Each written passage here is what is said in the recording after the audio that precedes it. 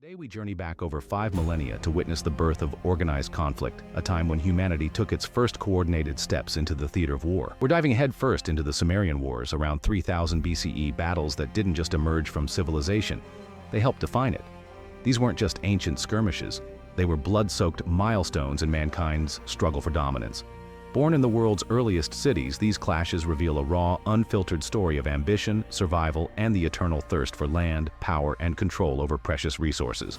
Imagine this: the year is 3000 BCE. While much of the planet remains scattered with nomadic tribes clinging to ancient ways, something extraordinary brews in a land that will one day be known as Iraq. Nestled between the Tigris and Euphrates rivers lies Mesopotamia, a name given later by the Greeks, meaning between rivers. But the people who live here know it by another name. They are the Sumerians, and they're on the brink of altering the destiny of civilization itself. The Sumerians weren't just innovators of writing, the wheel, and urban life. They also pioneered something far more haunting: organized warfare. This was no longer the age of chaotic raids or isolated tribal feuds. This was the rise of structured, deliberate military campaigns. Battles fought not by chance, but by strategy, between powerful city-states commanding professional armies, wielding engineered weapons, and driven by ruthless political ambition. The Sumerian Wars stand as the first recorded conflicts in human history, and their echoes still thunder through every battlefield that followed. To understand why these wars began, we need to understand the revolutionary society that the Sumerians created. Unlike the nomadic peoples who roamed freely across vast territories, the Sumerians had tied their fate to specific pieces of land. They had built magnificent cities like Uruk, Eridu, Lagash, and Umma. These weren't just large settlements, they were complex urban centers with towering ziggurats reaching toward the heavens, elaborate temple complexes, bustling marketplaces, and sophisticated administrative systems.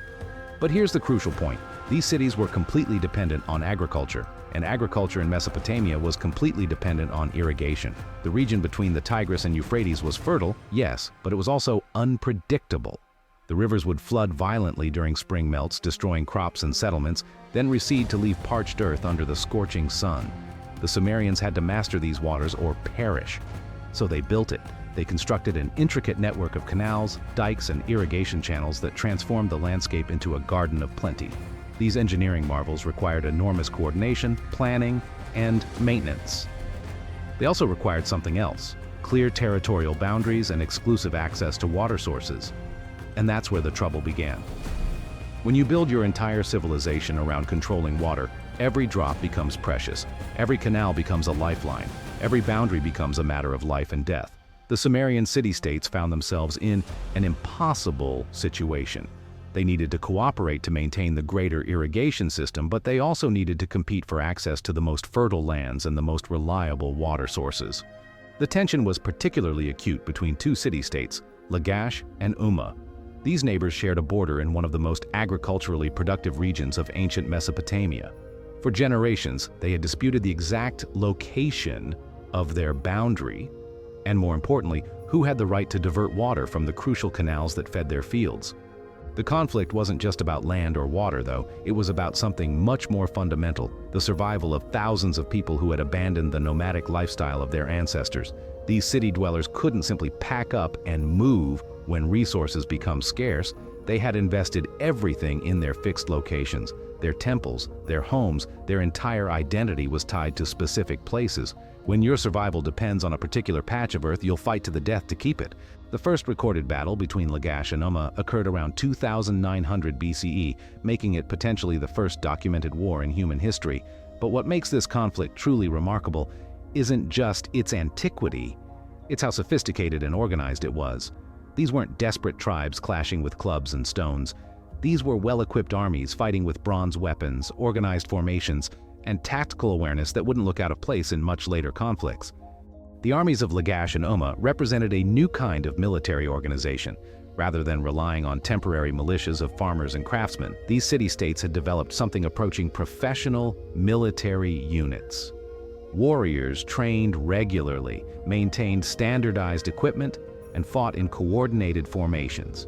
They used bronze-tipped spears, copper axes, leather shields, and even primitive chariots. The most famous artifact from these early wars is the Stele of the Vultures, discovered in the ruins of ancient Girsu and dating to around 2600 BCE. This limestone monument, carved during the reign of Eannatum of Lagash, provides us with our earliest visual record of organized warfare. The images are both fascinating and terrifying. On one side of the stele, we see the divine justification for war. The god Ningirsu, patron deity of Lagash, is shown holding a net filled with the enemies of the city. This wasn't just propaganda, it reflected the Sumerian belief that their wars were commanded and blessed by the gods themselves.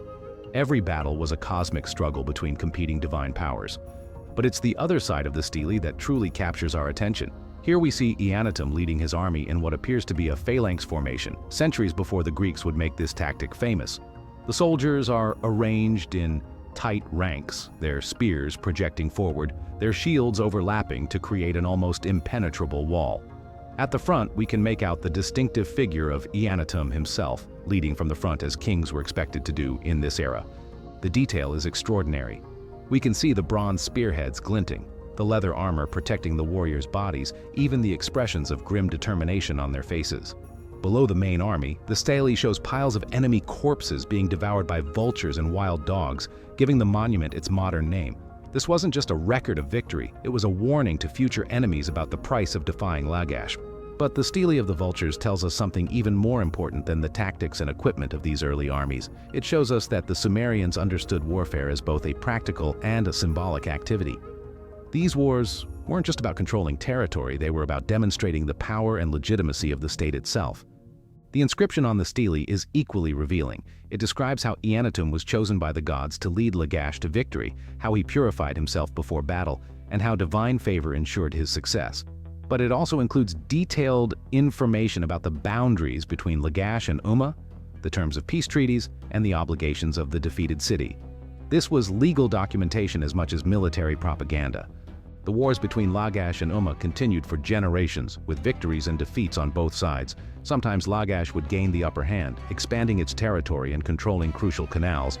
Other times, Umma would strike back, reclaiming lost lands and imposing its own terms. The cycle seemed endless, and in many ways, it established a pattern that would define international relations for millennia to come. What made these conflicts particularly brutal was their zero-sum nature. In later periods of history, armies might fight for glory, tribute, or political advantage while leaving the basic structure of enemy societies intact.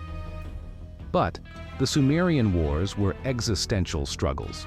Control of irrigation systems meant the difference between prosperity and starvation. Control of fertile land meant the difference between growth and decline.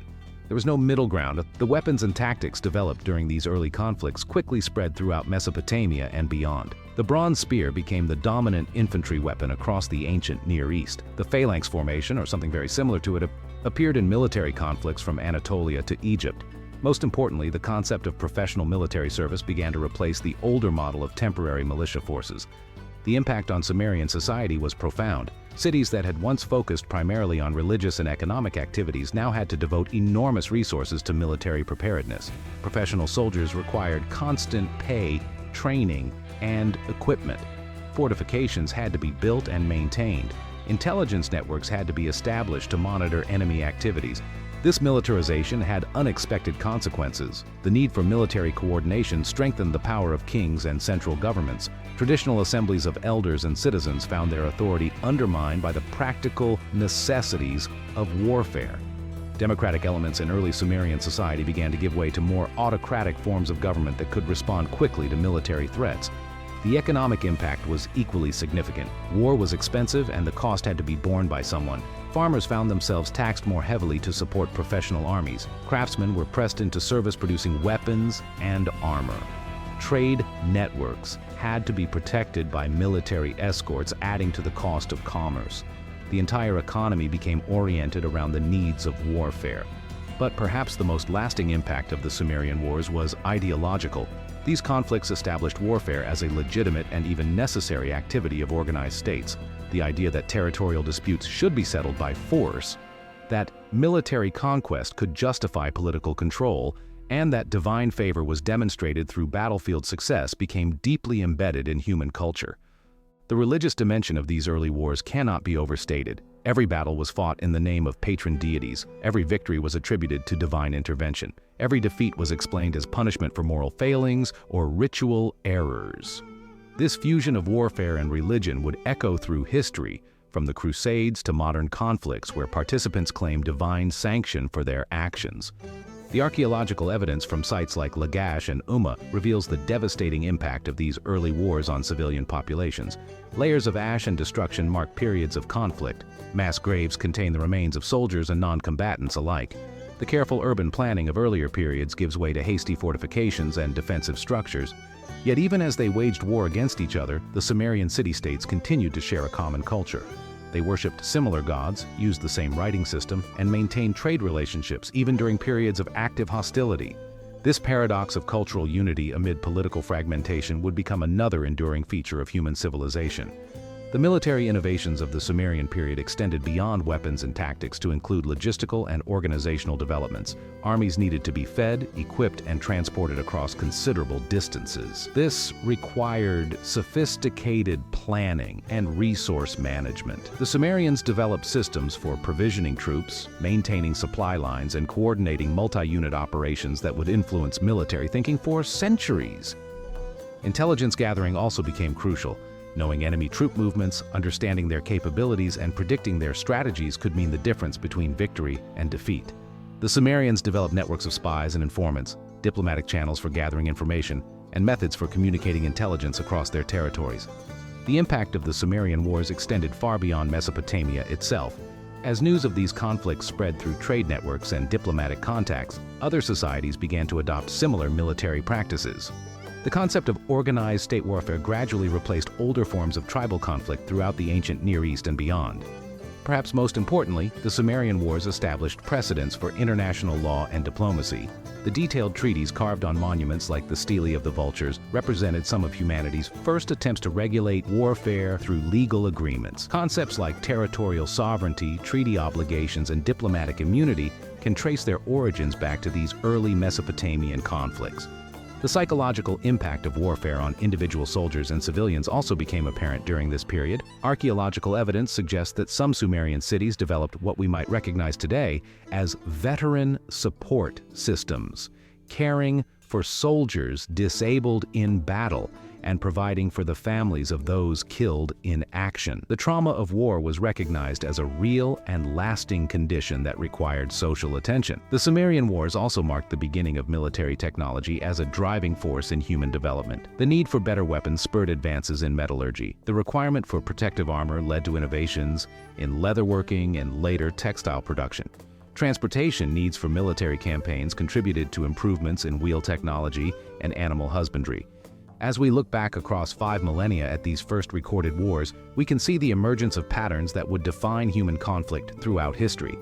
The struggle for resources, the role of geography in shaping political boundaries, the importance of technological advantage, the fusion of religious and political authority, and the enormous social costs of organized warfare all appeared in recognizable form during the Sumerian period. The legacy of these ancient conflicts extends into the modern world in ways that might surprise us. Contemporary disputes over water rights, territorial boundaries, and resource allocation often follow patterns established in ancient Mesopotamia. The role of professional military forces in modern states, the use of warfare as an instrument of policy, and the complex relationship between military power and political legitimacy all have their roots in these earliest recorded conflicts.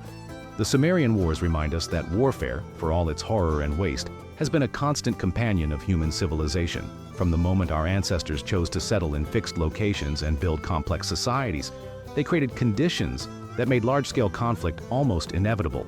The competition for limited resources, the need to defend accumulated wealth, and the desire to control strategic locations have driven nations to war for over 5,000 years. Yet the Sumerians also showed us something else, that even in the midst of devastating conflicts, human ingenuity and creativity continue to flourish. The same society that developed professional armies also gave us writing, mathematics, and urban planning. The same period that saw the first recorded battles also witnessed remarkable advances in art, literature, and technology. Today, as we face our own challenges related to resource scarcity, territorial disputes, and international conflict, the lessons of the Sumerian Wars remain relevant. These ancient conflicts remind us that the roots of warfare run deep in human nature and social organization. but they also demonstrate that societies can survive and even thrive despite the enormous costs of military conflict. The story of Lagash and Umma, carved in stone over 4,000 years ago, continues to speak to us across the centuries. It tells us that the price of civilization has always been high, that the benefits of organized society come with corresponding responsibilities and risks, and that the eternal human struggle for security and prosperity often leads to conflict with our neighbors. As we conclude this exploration of humanity's first recorded wars, we're left with sobering questions about the nature of human society and the role of conflict in shaping our world. The Sumerian Wars were not just ancient history, they were the beginning of a story that continues to unfold today, reminding us that understanding our past is essential for navigating our future. Thank you for joining us on this journey back to the dawn of recorded warfare. The Sumerian Wars may have begun over 5,000 years ago, but their lessons remain as relevant today as they were when the first bronze spears clashed in the fertile valleys between the Tigris and Euphrates rivers.